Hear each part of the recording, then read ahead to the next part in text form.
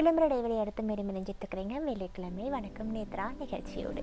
வெள்ளிக்கிழமை வணக்கம் நேத்ரா நிகழ்ச்சியினுடைய நேர்காணல் பகுதியோடு எம்மோடு இணைந்து கொள்கிறார் கொழும்பு ராமகிருஷ்ண மிஷனினுடைய தலைவர் சுவாமி அக்ஷராத்மானந்த அவர்கள். வணக்கம் சுவாமி. வணக்கம். நலமா இருக்கிறீங்களா? நல்லா இருக்கும். கண்டிப்பாக. கொழும்பு ராமகிருஷ்ண மிஷன் சம்பந்தமாக தெரியாதவர்கள் இருக்க மாட்டார்கள். ஆனாலுமே கூட புதிதாக பார்க்கக்கூடிய நேயர்களுக்காக ராமகிருஷ்ண மிஷனினுடைய செயற்பாடுகள் பணிகள் தொடர்பாக பேசுவதிலிருந்தே இன்றைய நேர்காணலை ஆரம்பிக்கலாம் சுவாமிஜி. அந்த வகையில் ராமகிருஷ்ண மிஷனினுடைய பணிகள் தொடர்பாக சொல்லுங்கள் சுவாமிஜி.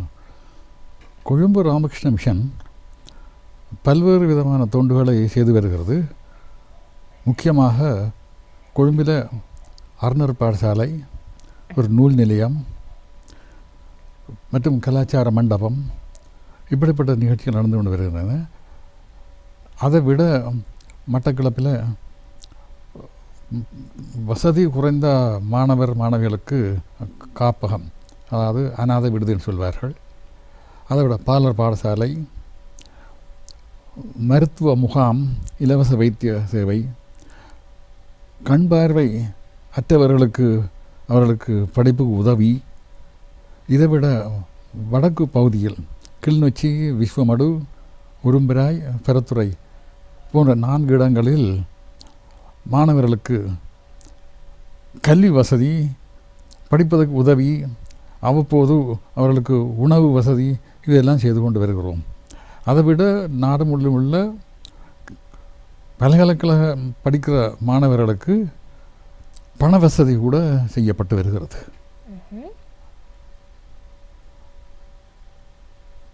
அதை விட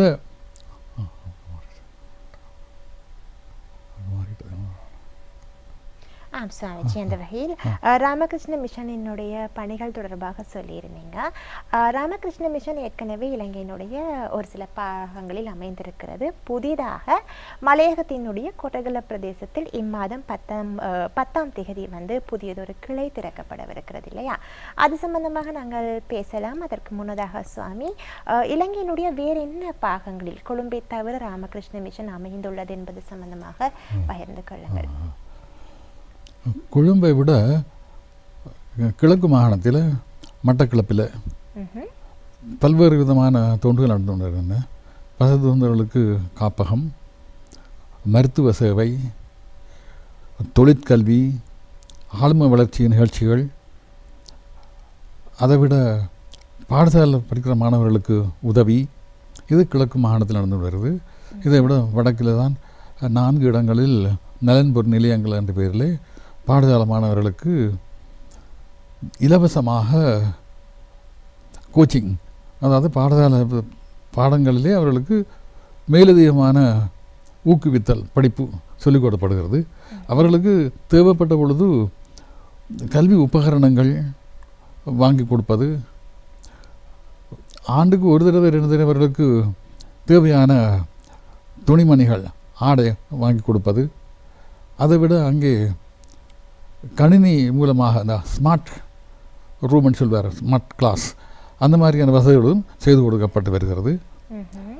இதை விட பேரிடர்கள் வர்ற பொழுது, அதாவது புயல், வெள்ளம் அல்லது மண் சரிவு வர்ற பொழுது அல்லது கொரோனா இந்த மாதிரி வர்ற பொழுது அந்த இடங்களுக்கு நாங்கள் போய் அந்த பாதிக்கப்பட்டவர்களுக்கு உதவி செய்வது, இது கூட தொண்டுகளில் ஒன்றாக இருக்கிறது.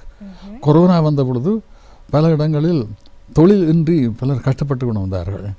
அவர்களுக்கு நாங்கள் நேரடியாக போகாவிட்டாலும் அங்கிருக்கிற மற்ற அன்பர்கள் மூலமாக கொஞ்சம் பண உதவி செய்து அவர்களை சொந்த கால் நிற்க வைத்தோம். இப்படிப்பட்ட தொண்டுகள் பேரிடர் வர்றவர்களும் செய்து கொண்டு வருகிறோம். சுவாமிஜி, அதே போல் இம்மாதம் 10ஆம் தேதி மலையகத்தினுடைய கொட்டகல பிரதேசத்தில் ராமகிருஷ்ண மிஷனினுடைய புதிய கிளை ஆரம்பிக்கப்படவிருக்கிறது. இது சம்பந்தமாக சொல்லுங்கள். அந்த நிகழ்வு எத்தனை மணிக்கு ஆரம்பமாகிறது, யாரெல்லாம் கலந்து கொள்கிறார்கள் அதிதியாக என்பது சம்பந்தமான விடயங்களை பகிர்ந்து கொள்ளுங்கள் சுவாமிஜி.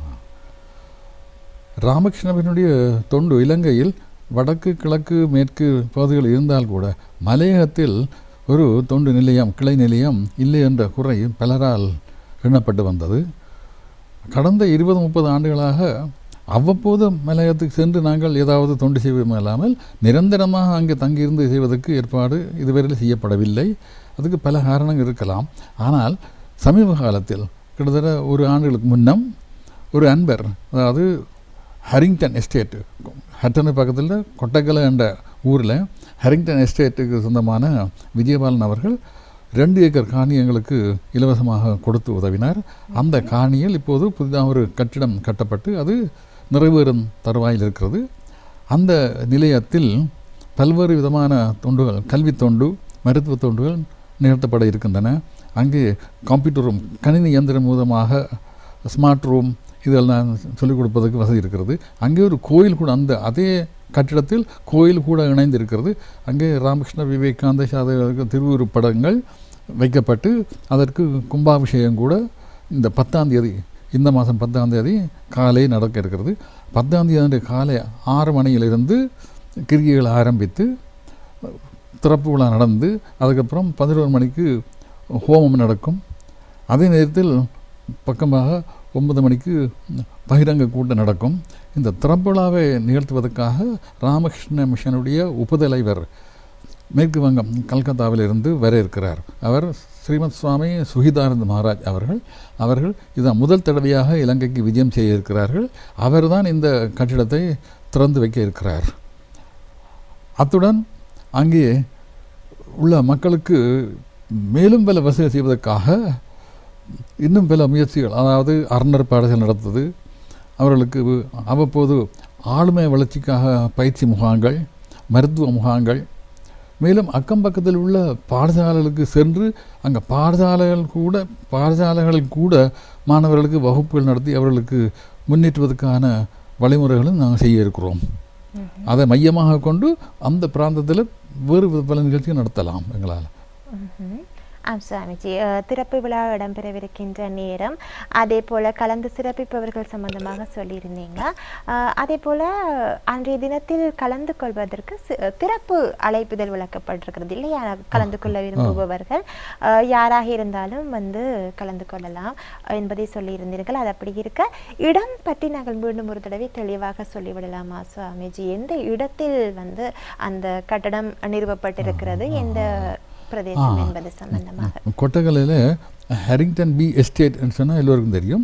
அங்கே ஒரு முத்துமாரியம்மன் கோயில் இருக்குது. அந்த கோயில் பக்கத்தில் தான் இந்த காணி அமைந்திருக்கிறது. அங்கே இந்த காணி நடந்திருக்குது. 9ஆம் தேதி, அதாவது திறப்பு விழாவுக்கு முதல் நாள் மத்தியானம் 1 மணியிலிருந்து அங்கே ஹட்ட நகரத்திலிருந்து கொட்டக்கலைக்கு மாபெரும் ஊர்வலம் நடக்க இருக்கிறது. அந்த ஊர்வலத்துக்கு கூட எல்லோரும் பங்கு பெற்றலாம். அதில் கூட பல துறவியர்கள் இந்த நிகழ்ச்சியில் பங்கு பெற்றிருக்காங்க. இந்தியாவிலிருந்து மொத்தம் 6 துறவியர்கள் வந்திருக்கிறார்கள். எல்லோரும் சேர்ந்து மிகவும் கோலாகலமாகவும் சிறப்பாகவும் அந்த நிகழ்ச்சி நடக்க இருக்கிறது. இந்த நிகழ்ச்சிக்கு யாராக இருந்தாலும் பங்கு பெற்றலாம். அங்கே போகிற எல்லோருக்கும் அங்கே பங்கு பெறதுக்கு சந்தர்ப்பம் கொடுக்கப்படும். அன்றைய தினம் திறப்புலா மத்தியானம் எல்லோருக்கும் மதிய பூசணம் கூட கொடுக்கப்படும். கண்டிப்பாக அந்த வகையில் திறந்த அழைப்புதல் இருக்கிறது.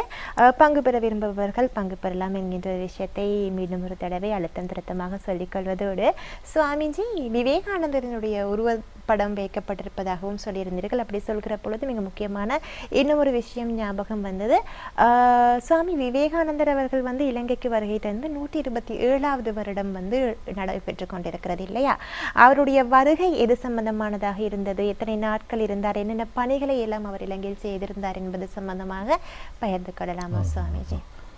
சுவாமி விவேகானந்தர் 1893ஆம் ஆண்டு அமெரிக்காவுக்கு சென்று அங்கே நடந்த பார்லிமெண்ட், அதாவது அனைத்து மதங்களினுடைய ஒரு மகாநாடு நடந்தது. அதிலே இந்து மதத்தை பற்றி உரையாற்றி மாபெரும் வெற்றி கண்டார். அவருக்கு பலரும் பாராட்டுதல் செய்தார்கள். அவருடைய அந்த பேச்சு நடந்தது சிகாகோ என்ற நகரம் நடந்தது. சிகாகோ பேச்சு என்று பெயர் பெற்றது. அதைத் தொடர்ந்து 4 ஆண்டுகள் அங்கே அவர் பிரச்சாரம் செய்த பின் தாயகம் திரும்பி வர வழியில் அவர் வந்த கப்பல் கொழும்பு துறைமுகத்தில் நங்கூரம் பாய்ச்சியது. அப்போது இலங்கையில் இருந்த மக்கள் பலரும் வந்து அவரை வரவேற்று இலங்கைக்கு வர வேண்டும் என்று அவரை அழைத்து சென்றார்கள். அப்போதிருந்து அவர் 11 நாட்கள் இலங்கையில் பிரயாணம் செய்து, இது நடந்தது 1897ஆம் ஆண்டு. கொழும்பிலிருந்து கண்டி, மாத்தளை, அனுராதபுரம் வழியாக யாழ்ப்பாணம் சென்று யாழ்ப்பாணத்திலிருந்து இறுதியாக ராமநாதபுரம் சென்று சேர்ந்தார். அப்போ மொத்தம் 11 நாட்கள் இலங்கையில் அவர் பிரயாணம் செய்து சொற்பொழிவுகளை நிகழ்த்தியிருக்கிறார். அது நடந்து இப்போது 127 ஆண்டுகள் நிறைந்துவிட்டன. அப்போது மக்களுக்கு கிடைத்த உற்சாகம், அந்த உற்சாகம் தொடர்ந்து நிகழ்ந்து கொண்டு இருக்கிறது. அவருடைய வருகையை தொடர்ந்து இலங்கையில் பல நிறுவனங்கள் விவேகானந்தருடைய பேரில் தொடங்கப்பட்டன, பல பாடசாலைகள் தொடங்கப்பட்டன, ராமகிருஷ்ண மிஷன் மூலமாக பல பாடசாலைகள் நிர்வகிக்கப்பட்டன. அதைவிட இந்த ராமகிருஷ்ண இயக்கம் தொடங்கப்பட்டது. இலங்கையில் முதலாவதாக மட்டக்களப்பை சேர்ந்த சுவாமி விபுலானந்தர் அவர் மடத்தில் சேர்ந்து துறவியாக வந்து அவர் மூலமாக பல தொண்டுகள் நடக்கப்பட்டு வந்தன. அந்த வகையில் சுவாமி விவேகானந்தருடைய இலங்கை விஜயம் மிகவும் முக்கியமானதாக நாங்கள் கருதுகிறோம்.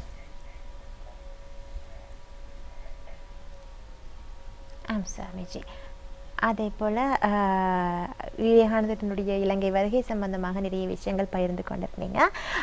சுவாமிஜி, நாங்கள் வந்து இலங்கையில் அமைந்திருக்கக்கூடிய ராமகிருஷ்ண மிஷனுடைய கிளைகள் சம்பந்தமாக பேசியிருந்தோம். கொழும்பு, மட்டக்களப்பு, வடக்கு மாகாணத்தில் அமைந்துள்ள கிளைகள் பற்றியெல்லாம். ஆனாலும் ராமகிருஷ்ண மிஷன் இலங்கையில் மட்டுமில்லை, உலகளாவிய ரீதியில் பல நாடுகளில் அமைந்திருக்கிறது. அப்படித்தானே? எந்தெந்த நாடுகளில் அமைந்திருக்கிறது, அந்த நாடுகளிலெல்லாம் என்ன மாதிரியான பணிகள் இடம்பெற்று வருகின்றன என்பது சம்பந்தமாக பகிர்ந்து கொள்ளுங்கள் சுவாமிஜி. ராமகிருஷ்ண மிஷனுக்கு உலக ரீதியாக மொத்தம் 300க்கு மேற்பட்ட கிளைகள் இருக்கின்றன. இந்தியாவில் மாத்திரமே 200 கிளைகள் இருக்கின்றன, பல்வேறு மாநிலங்கள். இதை விட Singapore, Malaysia, Japan, Fiji, Andaman மற்றும் லண்டன், பிரான்ஸு, ஜெர்மனி, சுவிட்சர்லாண்டு, அதை விட அமெரிக்கா, தென் அமெரிக்கா, பல்வேறு இடங்களில் கிளை நிலையங்கள் இருக்கின்றன. இவையெல்லாம் சேர்ந்து ஒரு 100 கிளை நிலையங்கள் வரலாம். மேல்நாடுகளோட கிளை நிலையங்கள் மூலமாக சுவாமி விவேகானந்தருடைய கருத்துக்களையும் வேதங்கள் உபனிஷதங்கள் கருத்துக்களையும் பிரச்சாரம் செய்வதுதான் முக்கியமாக இருக்கிறது. மேல்நாட்டவர்களுக்கு இந்து மதத்தைச் சேர்ந்த உபனிஷதங்கள் மீதும் பகவத்கீதை மீதும் அவர்களுக்கு ஈடுபாடு அதிகமாக இருக்கிறது. அந்த கருத்துக்களை தெரிந்து கொண்டு அவர்கள் ஆர்வம் காட்டுகிறபடியால் அந்த கருத்துக்களை அங்கே எடுத்து சொல்வதில் அங்கே இருக்கிற ராமகிருஷ்ண மிஷன் துறவியர்கள் முக்கியமாக ஈடுபட்டு கொண்டு வருகிறார்கள். மிகவும் செல்வ செழிப்பில் இருப்பதால் அங்கே தொண்டு நிறுவனங்களாக செய்ய வேண்டிய அவசியம் இல்லை, அங்கே தொண்டு தேவையில்லை. அவர்களுக்கு ஆன்மீக பிரச்சாரம் மாத்திரம்தான் தேவை. ஆனால் இந்தியா, இலங்கை போன்ற இடங்களில் ஆன்மீக பிரச்சாரத்தை விட தொண்டு தான் முக்கியமாக தேவை. அப்போ இங்கே நாங்கள் தொண்டு, ஆன்மீக பிரச்சாரம் ரெண்டும் செய்கிறோம். ஆனால் மேல்நாடுகளில் ஆன்மீக பிரச்சாரம் மாத்திரம் தொடர்ந்து நடந்து கொண்டு வருகிறது. சுவாமிஜி, அதே போல் ஆன்மீக ரீதியான செயற்பாடுகள் என்று பார்க்கிற பொழுது ராமகிருஷ்ண மிஷன் அதற்கு ஒரு மிக முக்கிய பங்கு கொடுத்திருக்கிறது என்பதை எங்களால் புரிந்து கொள்ள இயல்கிறது. இலங்கையை பொறுத்த மட்டில் என்ன மாதிரியான ஆன்மீக செயற்பாடுகள் குறித்து ராமகிருஷ்ண மிஷனினுடைய கவனம் ஈர்க்கப்பட்டிருக்கிறது சுவாமிஜி? அது சம்பந்தமாக பகிர்ந்து கொள்ளுங்கள். இலங்கையில் ஆன்மீக துறையில் நமது இளநிலையங்களில் வழிபாடு நமது மதத்துக்கு ஏற்றபடி தினமும் காலையில் பூஜை, மாலையில் ஆராத்திரிக்கும் தீபாராதனை, இது கட்டாயமாக நடந்து கொண்டு வரும். இதை விட வெள்ளிக்கிழமைகளில் சிறப்பு பஜனை நடக்கும். இதை விட சிவராத்திரி, நவராத்திரி, விநாயகர் சதுர்த்தி போன்ற தினங்களில் விசேஷ பூஜைகள் நடத்தப்படுகின்றன. சிவராத்திரி அன்றைக்கு ராத்திரி முழுவதும் விழித்திருந்து 4 ஜாமங்களிலும் பூஜை நிகழ்த்தப்படும். இறுதியில் ஹோமம் நடக்கும். இதுபோல் சிறப்பு விழாக்கள் நடக்கிறது. நவராத்திரி 9 நாளும் பாராயணம் நடக்கும். இறுதியாக ஹோமம் நடக்கும். இந்த முறையில் ஆன்மீக பணிகள் பாரம்பரியமாக வந்த எங்களுடைய அதே முறையிலேயே இங்கே கூட அதே வழிபாடுகள் நடத்தப்பட்டு வருகின்றன. இதில் மக்கள் மிகவும் விருப்பத்துடன் ஈடுபட்டு பங்கு பெற்றுகிறார்கள் இந்த ஆன்மீக நிகழ்ச்சிகளில். இதை விட ஆன்மீக சொற்பொழிவுகள் நிகழ்த்தப்பட்டு வருகின்றன ஆன்மீக விஷயங்களில். அதைவிட பல்வேறு நிறுவனங்களுக்கு சென்று, பாடசாலைகள் நிறுவனங்களுக்கு அழைப்பின் பேரில் அங்கு சென்று அங்கு கூட ஆன்மீக கருத்துக்களை எடுத்து சொல்வது, சொற்பொழிவுகள் நடத்துவது, ஆளுமை வளர்ச்சி முகாங்கள் நடத்துவது, இந்த வகையில் ஆன்மீக நிகழ்ச்சிகள் நடந்து வருகின்றன. ஆம் சாமிஜி. அதே போல் ராமகிருஷ்ண மிஷனினுடைய புதிய கிளை கொட்டகலையில் திறக்கப்படவிருக்கிறது சம்பந்தமாக நாங்கள் பேசியிருந்தோம். இது இப்படி இருக்க ராமகிருஷ்ண மிஷனினுடைய பாரம்பரியம் சம்பந்தமாக பேசலாமா சுவாமிஜி? எப்பொழுது ஆரம்பிக்கப்பட்டது, அதனுடைய தோற்றம், அதே போல் தோற்றுவிக்கப்பட்ட காரணம், இன்றளவில் அதனுடைய வெற்றிகரமான இந்த பயணத்தில் இருக்கக்கூடிய பங்களிப்புகள், அதே போல் சமூக ரீதியான செயற்பாடுகள், இவை குறித்து பேசலாம் சுவாமிஜி. சுவாமி விவேகானந்தர் அமெரிக்காவுக்கு போவதற்கு முன்னம் நாடு முழுவதும் கால்நடையாக பிரயாணம் செய்தார். அப்போது அவர் பார்த்தார், நாடு மிகவும் பின்தங்கி இருக்கிறது, வறுமையால் வாடுகிறது, போதுமான கல்வி வசதி இல்லை, மருத்துவ வசதி இல்லை. அந்த நேரத்தில் இருந்த ஆங்கிலேய அரசாங்கம் இந்த விஷயங்களை அதிகம் கவனம் செலுத்தவில்லை என்பதையும் கவனித்தார். அதற்கு பிறகுதான் அவர் அமெரிக்காவுக்கு சென்றார். அங்கே உள்ள நல்ல உன்னதமான நிலைமையை பார்த்தவர் அவர் மனம் வருந்தினார். நமது நாட்டில் உள்ளவர்கள் பட்டினியால் வாடுகிறார்கள், அவர்களுக்கு ஏதாவது செய்ய வேண்டும் என்ற அந்த உத்வேகத்துடன் அவர் திரும்பி வந்த பின், அதாவது 127 ஆண்டுகளுக்கு முன்னம், அதாவது இலங்கைக்கு வந்து இலங்கை பிரயாணம் முடித்த பின் தமிழ்நாட்டுக்கு சென்று தமிழ்நாட்டில் சிறந்த வரவேற்பு. அதற்கு பிறகு கல்கத்தாவுக்கு சென்ற பின் மே மாதம் 1ஆம் தேதி 1897ஆம் ஆண்டு இந்த ராமகிருஷ்ண மிஷன் என்ற தொண்டு நிறுவனத்தை தொடங்கினார். அதன் நோக்கமே பின்தங்கிய மக்களுக்கு உதவி செய்து அவர்களை மேல்நிலைக்கு கொண்டு வருவது. அது கல்வித்துறையாக இருக்கலாம், மருத்துவத்துறையாக இருக்கலாம், விவசாயத்துறையாக இருக்கலாம். இதற்காக இந்த நிறுவனத்தை தொடங்கி பல்வேறு இடங்களில் வைத்தியசாலைகள், பாடசாலைகள் இவற்றை தொடங்கி இப்போது 127 ஆண்டுகளாக பல்வேறு தொண்டுகள் நடக்கும். இதிலே தொண்டு செய்வதற்காக துறவிகளாக இருக்கிறவர்களும் இல்லறத்தில் இருக்கிறவர்களும் தன்னார்வ தொண்டர்களாக சேர்ந்து பணி செய்கிறார்கள். அது ஒரு சிறப்பு. அதாவது துறவரத்தில் இருப்பவர்களும் இல்லறத்தில் இருப்பவர்களும் சேர்ந்து பணி செய்யும் ஒரு நிறுவனம் இந்த ராமகிருஷ்ண மிஷன். தன்னார்வ தொண்டர்களாக பணி செய்வதற்கு பலர் ஈடுபாடு காட்டுகிறார்கள். இந்த வகையில் இந்த நிறுவனம் வளர்ந்து வருகிறது. ஆம் சாமிஜி. அதே போல் நாங்கள் இளைய சமுதாயத்தினர் குறித்தும் சற்று பேசலாம். இளைய சமுதாயத்தினரை பொறுத்த மட்டில் அவர்களுக்கு படிப்பு, தொழில் என்று ஏகப்பட்ட விஷயங்களிற்கே நேரம் போதுமாக இருக்கிறது, அல்லது அவற்றை குறித்தே அவர்களுடைய கவனம் இருக்கிறது என்று கூட சொல்லலாம்.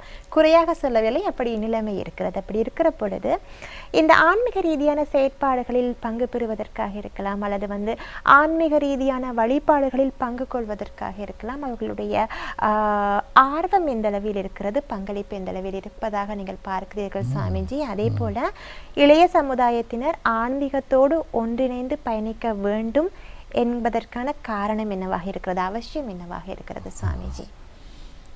பொதுவாக இளைய தலைமுறையினருக்கு பழைய முறையான வழிபாடுகளில் ஈடுபாடு குறைவு. ஆனால் அவர்களுக்கு ஆன்மீகம் என்ற ஒன்று இருப்பதாகவும் அதன் மூலம் வாழ்க்கையை மேம்படுத்த வேண்டும் என்ற எண்ணம் கொஞ்சம் இருக்கிறது. ஆனால் மானசீக ரீதியாக அவர்களுக்கு சில தேவைகள் இருக்கின்றன. வெளிப்படையான கிரியைகள், அதாவது ரிச்சுவல்ஸ் என்று சொல்லுவோம், அதில் அவர்களுக்கு ஈடுபாடு குறைவு.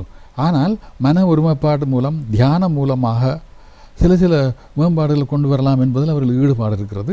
ஆகவே அவர்களை அந்த வழியில் ஊக்குவிக்க வேண்டும்.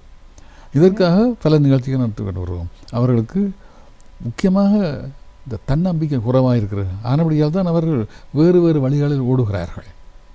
அப்போ அந்த இதை தடுத்து நிறுத்தி அவர்களை உள்ளே மறைந்திருக்கிற அந்த சக்தியை வெளியில் கொண்டு வருவதற்கு பல்வேறு விதமான முயற்சிகள் நாங்கள் செய்கிறோம். அவர்களுக்காக இளைஞர் முகாங்கள் நடத்துகிறோம். அவர்களுக்கு வேறு விதமான பயிற்சி முகாங்கள் நடத்துகிறோம். ஆளுமை வளர்ச்சி பற்றி சொல்கிறோம். இதற்கு எல்லாவற்றும் அடிப்படையாக இருக்கிறது சுவாமி விவேகானந்தருடைய கருத்துக்கள். அவருடைய கருத்துக்கள் அவர் மாணவர்களை தட்டி எழுப்புவதாக இருக்குது. எழுமின் விழிமின் குறிசாரும் வரை நில்லாது செல்மின் என்று அவர் விடுத்த அறைகூவல் இப்போது கூட அவர் இருக்கிறது. கல்வியை பற்றி சுவாமி சொல்லியிருக்கிற நல்லொரு கருத்து, அதாவது உண்மையான கல்வி என்பது புத்தகங்கள் உள்ள விஷயங்களை படித்து பரீட்சையில் எழுதுவது அல்ல, நமக்குள் அடங்கி இருக்கும் அந்த திறமையை வெளிக்கொண்டு வருவதுதான் உண்மையான கல்வி. இப்படி பல்வேறு நல்ல கருத்துக்களை சுவாமி சொல்லுகிறார். அது இளைஞர்களுக்கு கவர்ச்சிகரமாக இருக்குது, ஈடுபாடு இருக்கிறது. அதன் மூலம் மாணவர் தங்கள் வாழ்க்கையை மேம்படுத்த முடியும் என்ற நம்பிக்கை இளைஞர்களுக்கு இருக்கிறது. ஆகப்படியால் அந்த மாதிரியான நிகழ்ச்சியை நடத்தி இளைஞர்களை நல்வழிப்படுத்த வேண்டும் நாங்கள் முயற்சிக்கிறோம். கண்டிப்பாக சுவாமிஜி. அதே போல் இளைஞர்கள் குறித்து பேசியிருந்தோம். இளைஞர்களை பொறுத்த மட்டும் சுவாமிஜி வெளி மாவட்டங்களில் இருந்து வேலை நிமித்தமாகவோ அல்லது கல்வி நிமித்தமாகவோ அவர்கள் பெருமளவில் கொழும்பிற்கு வருபவர்களாக இருக்கிறார்கள். அப்படி இருக்கிற பொழுது கொழும்பு ராமகிருஷ்ண மிஷன் பாதுகாப்பான தங்குமிட வசதிகளை கூட அப்படியானவர்களுக்கு ஏற்படுத்தி கொடுத்திருக்கிறது இல்லையா? அந்த வகையில் வெள்ளவத்தில் ராமகிருஷ்ண மிஷனில் தங்குவதற்குரிய முறைகள் என்னவாக இருக்கிறது? எந்த விதமாக தங்க முடியும்? அது மட்டுமல்லாமல் என்னென்ன விஷயங்களை கடைபிடிக்க வேண்டும் அப்படி வருபவர்கள் என்பது சம்பந்தமாக சொல்லுங்கள் சுவாமிஜி. சரி, அதே போல் நாங்கள் மீண்டும் ஒரு தடவை ஞாபகப்படுத்தலாம். கொழும்பு ராமகிருஷ்ண மிஷனினுடைய தலைவர் சுவாமி அக்ஷராத்மானந்த அவர்களை தான் நாங்கள் இன்றைய நேர்காணலில் நினைத்திருக்கிறோம். அதே போல் இளைஞர்களை ஊக்குவிப்பதற்கான நிறைய விஷயங்களை சொல்லியிருந்தீர்கள் இல்லையா? அதே போல் இந்த வெளிநாடுகளை பொறுத்தமட்டில் அங்கே இருக்கக்கூடிய ராமகிருஷ்ண மிஷனினுடைய செயற்பாடுகளை இளைஞர்களை இணைத்துக் கொள்வது எந்த அளவு தூரம் சாத்தியப்பட்டிருக்கிறது சுவாமிஜி? இங்கே வெளிநாடுகளில் பொதுவாக வளர்ந்தவர்கள் தான் ஈடுபாடு காட்டுகிறார்கள். அவர்களுக்கு தான் இந்த ஆன்மீக விஷயங்களில் ஈடுபாடு இருக்கிறது. இளைஞர்கள் வருவது கொஞ்சம் குறைவுதான். ஏன்னா அந்த வேதாந்த கல்வி, உபநிஷதம், பகவத்கீதை இவரில் ஈடுபாடு காட்டுவது வளர்ந்தவர்கள் தான். அவர்கள் நமது இளைஞர்களும் தெரிந்து கொண்டு அதுக்கு பிறகு அவர் இந்தியாவுக்கும் வருவதற்கு முயற்சி செய்கிறார்கள். அவர்களில் கூட பலர் இந்த மிஷனில் சேர்ந்து துறவியர்களாக ஆகியிருக்கிறார்கள். மேல்நாட்டைச் சேர்ந்தவர்களும் துறவியர்களாக இருக்கிறார் என்பது ஒரு வரவேற்கத்தக்க வேண்டிய விஷயம். அவர்களுக்கு கூட இதில் ஈடுபாடு இருக்கிறது என்று பார்க்கிறோம். சுவாமிஜி, அதே போல் ராமகிருஷ்ண மிஷன் நிறைய தொண்டுகளை செய்கிறது என்கிறதோடு சேர்த்து நீங்கள் ஒரு விஷயம் சொல்லியிருந்தீர்கள். நிறைய தன்னார்வ தொண்டர்கள் இணைந்து கொள்கிறார்கள் என்று சொல்லி, அவ்விதமாக தொண்டு பணிகளில் ஈடுபடுவதற்கு விரும்புபவர்கள், ஆர்வம் உள்ளவர்கள் என்ன விதமாக தங்களுடைய நிறுவனத்தை தொடர்பு கொள்ளலாம் சுவாமிஜி? ஆர்வமுள்ள இளைஞர்கள் ராமகிருஷ்ண மிஷன் கிளைநிலையங்களுக்கு எங்களுடன் தொடர்பு கொள்ள வேண்டும். அதற்கு பிறகு படிப்படியாக அங்கே அவர்களுக்கு கொஞ்சம் பயிற்சி கொடுக்கப்படும். ராமகிருஷ்ண மிஷனை பற்றி அவருக்கு தெரிவு செய்து ராமகிருஷ்ணர் விவேகானந்தனுடைய வாழ்க்கை வரலாறை பற்றி படித்து ராமகிருஷ்ண மிஷனுடைய தொண்டு விஷயங்களை போய் அவர்கள் கொஞ்சம் கொஞ்சமாக தெரிந்து கொண்டபின் அவர்களை நாங்கள் எங்களுக்கு தொண்டர்களாக சேர்த்துக்கொள்வோம். யாராக இருந்தாலும் இளைஞர்கள் வரலாம், ஆர்வம் உள்ளவர்கள். அவர்கள் எங்களை சந்தித்தால் நாங்கள் அதுக்கு ஏற்ப வழிகாட்டுதல் செய்வோம். சுவாமிஜி, அதே போல் மீண்டும் ஒரு தடவை நாங்கள் அந்த 10ஆம் தேதி இடம்பெறவிருக்கின்ற திறப்பு விழா சம்பந்தமான ஒரு ஞாபகப்படுத்தலை எங்களுடைய நேயர்களுக்கு கொடுக்கலாமா சுவாமிஜி? மீண்டும் ஒரு தடவை இந்த கொட்டக்கலையில் நடக்கப்படுற இந்த திறப்பு விழா மிகவும் பிரம்மாண்டமான முறையில், கோலாகல முறையில் நடக்க இருக்கிறது. அங்கே ராமகிருஷ்ண தேவாலயம் இந்த தொண்டு நிறுவனத்தை விட பிள்ளையாருக்கு கூட ஒரு சின்ன ஒரு கோயில் கட்டப்பட்டிருக்கிறது. மெயின் கேட்டு பக்கத்தில் மகா கணபதி என்ற பெயரில் அந்த கணபதி கூட பிரதிஷ்டை நடக்க இருக்கிறது. 9ஆம் தேதியிலிருந்து பல கிரியைகள் நடக்க இருக்கின்றன. வாஸ்து ஹோமம், கணபதி ஹோமம் என்று பல இதுகள் நடந்து கொண்டு வருகின்றன. அதற்கு பிறகு கோயிலில் பிரதிஷ்டை. அதற்கு தொடர்ந்து 9 மணி அளவில் இந்த கணினி இயந்திர திறப்பு விழா, வைத்திய நிலைய திறப்பு விழா, இவையெல்லாம் ஒன்றொன்றாக நடக்கும். இதில் கலந்து கொள்வதற்காக துறவியர்களை விட பல்வேறு முக்கியத்தர்களோடு வருகிறார்கள். இது நாடு முழுவதும் ஒரு அதிர்வு ஏற்படுத்துகிறேன்னு சொல்லலாம். எல்லோருக்குமே தெரிந்திருக்கிறது கொட்டக்கலையில் இது ஒன்று நடக்க போகிறது. பல பிரமுகர்கள் வருகிறார்கள். பல்வேறு இடங்களைச் சேர்ந்த மக்கள் கூட அங்கே வருவதற்கு ஈடுபாடு காட்டுகிறார்கள். கொழும்பிலிருந்து செல்வதற்கு அவர்களுக்கு பிரயாண வசதிகள் செய்யப்பட்டிருக்கின்றன. மட்டக்களப்பிலிருந்து இவர்களுக்கு பிரயாண வசதி செய்யப்பட்டன. அங்கே வந்தவர்களுக்கு தங்கும் இடத்துக்கான வசதிகள் செய்யப்பட்டிருக்கின்றன. இதன் மூலம் அது மிகவும் சிறந்த முறையில் அந்த விழா நடத்தும் என்பதற்காக நாங்கள் எல்லா விதமான முயற்சிகளையும் செய்து கொண்டு வருகிறோம். ஆமையா சுவாமிஜி, அந்த விழா சிறப்பாக நல்லபடியாக நடைபெறுவதற்கு நாங்களும் கூட நேத்ரா தொலைக்காட்சியின் சார்பாக மனமார்ந்த வாழ்த்துக்களை தெரிவித்துக் கொள்கிறோம். அதே போல் 10ஆம் தேதி மலையகத்தினுடைய கோட்டகல பிரதேசத்தில் திறக்கப்படவிருக்கின்ற ராமகிருஷ்ண மிஷனினுடைய கிளையினுடைய திறப்பு விழாவிற்கு திறந்த அழைப்புதல் இருக்கிறது. பங்கு பெற விரும்புபவர்கள் பங்கு பெறலாம் என்கின்ற ஒரு விஷயத்தையுமே ஞாபகப்படுத்திக் கொள்ளலாம். அந்த வகையில் எங்களோடு இணைந்திருந்தார் கொழும்பு ராமகிருஷ்ண மிஷனினுடைய தலைவர் சுவாமி அக்ஷராத்மானந்த் அவர்கள். நன்றி சுவாமிஜி எங்களோடு இணைந்திருந்தமைக்கு. நேயர்களே, வெள்ளிக்கிழமை வணக்கம் நேத்ரா நிகழ்ச்சியை நாங்கள் இந்தளவோடு நிறைவு செய்து கொள்ளலாம். இன்றைய நாள் உங்கள் அனைவருக்கும் நல்லதொரு நாளாக அமையட்டும். தொழில்நுட்ப கலைஞர்களோடு சேர்த்து இன்றைய நிகழ்ச்சியினுடைய தயாரிப்பாளர் மரிய ஜெயமனுக்கு விசேடமான நன்றிகளை தெரிவித்துக் கொள்வதோடு விடைபெற்று செல்லும் நான் உங்கள் அன்பின் இந்துஜா சிவலிங்கம். நன்றி, வணக்கம்.